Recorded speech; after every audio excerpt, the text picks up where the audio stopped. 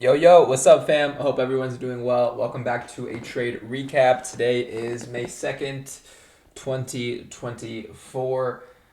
Took a banger trade today. We took two trades today, actually, so I'm going to go ahead and go over both of them. Both of them ended up being a beautiful trade slash win. So let's go ahead and hop right on into it. So for the first trade, we took about 100% on these spy calls, and I'll go ahead and go over how I exactly, kind of plan this trade out. So obviously you guys can see it was a simple trade off of these demand levels. I actually had this 510 demand and 499.50 demand pretty much trading very close to each other. So ultimately that gave me the confirmation that lots of buying pressure, lots of buy orders were going to start to be filled or start to be inputted within this area, right? So this area was what I wanted to utilize most for my entry. Also, obviously, due to the fact that you can see previously on these two zones, mainly this 510 demand, previously it had presented us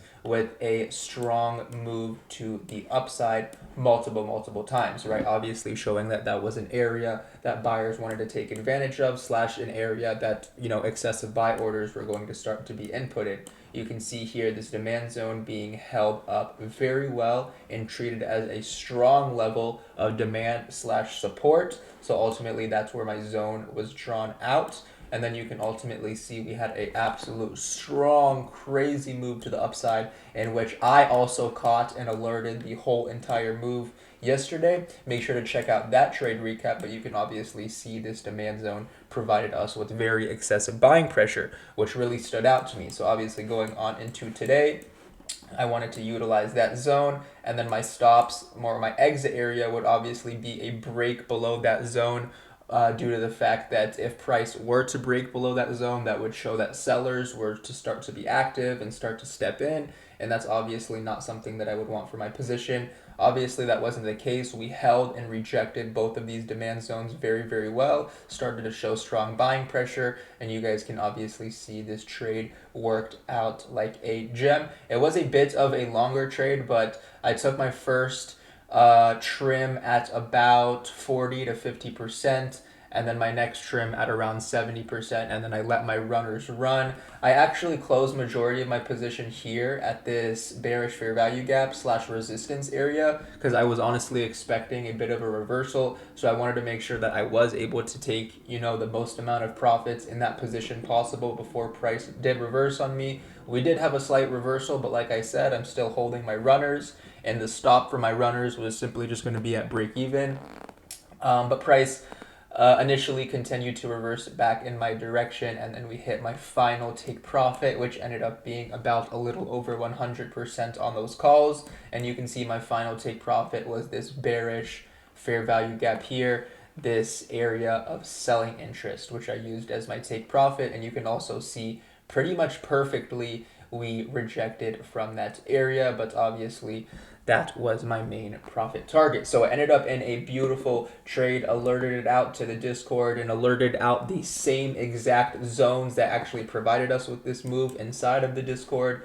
You guys know also, giving out the zones within pre-market review every single morning. So make sure if you're watching this, you guys attend those, because those are, the gems. But that's going to be the first trade. Moving on to the second trade, it was actually very simple, going on into Tesla. It was a beautiful scalp going on into market open.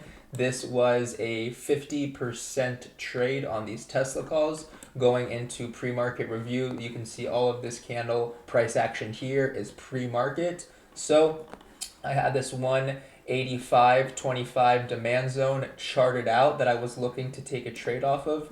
Pretty much like the minute we opened, or the minute that market opened, we got that move into that demand. We started to hold it and respect it very well. I actually alerted and entered this trade inside of live trading. So I told you guys, I said we're starting to get a nice setup on Tesla starting to form. We obviously got that beautiful rejection to the upside, as you guys can see right here. And we got a strong, nice push all the way up to this resistance area, which I also alerted as my main exit area to take profits.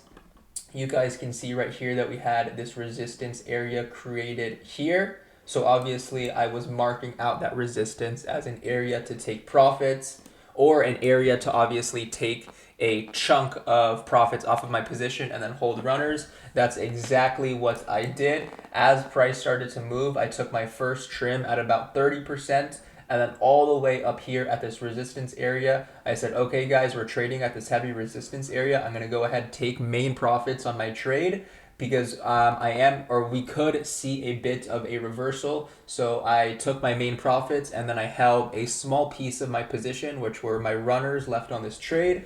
As price started to reverse to the downside, I actually just initially exited because I saw sellers were stepping in pretty strong. This was also pretty shortly after market open, so volume was still pretty strong.